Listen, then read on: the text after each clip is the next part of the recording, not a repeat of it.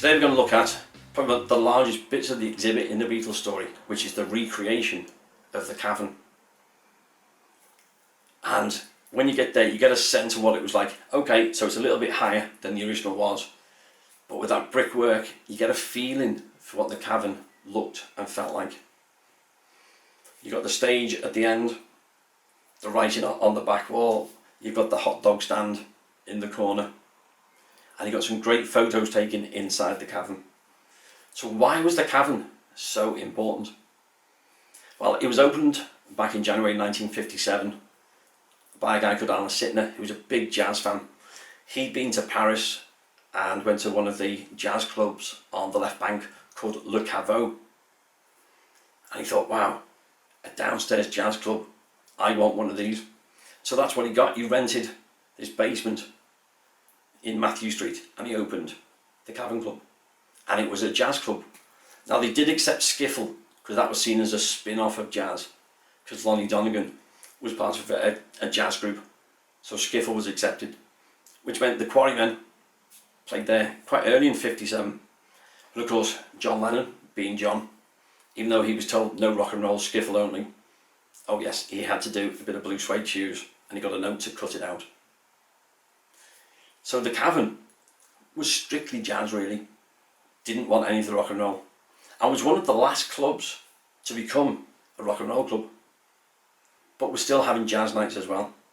The Beatles made their debut there in February 1961 at a lunchtime session, and once Ray McFall had seen them, he signed them up for as many bookings as they could do, and that became their base in Liverpool city centre.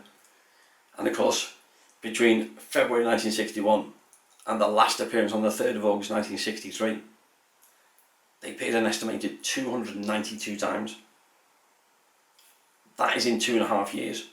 Now the reason they could do was that they were often playing at lunchtimes because they were available. Most other groups had members who had jobs, not the Beatles. So they played at lunchtime, but they'd often play in the evening as well. So they racked up nearly 300 appearances in 2.5 years. And of course the Cavern is where Brian Epstein first went to see them. The Cavern was where they made the first television appearance for Granada, and that was filmed in August 1962, just days after Ringo had joined. So the Cavern became the birthplace of the Fab Four, and seen as the birthplace of the Beatles. It was the club everybody wanted to play.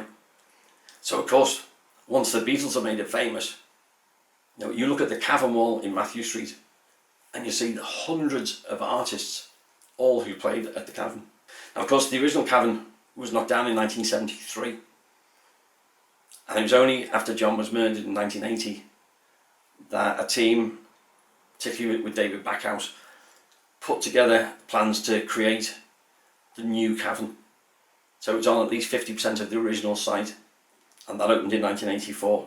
So you can go down there, still got about 15,000 of the original bricks, and you get a bit of a feeling for what the original Cavern was like, apart from the original smell. Trust me, you don't want to know about that.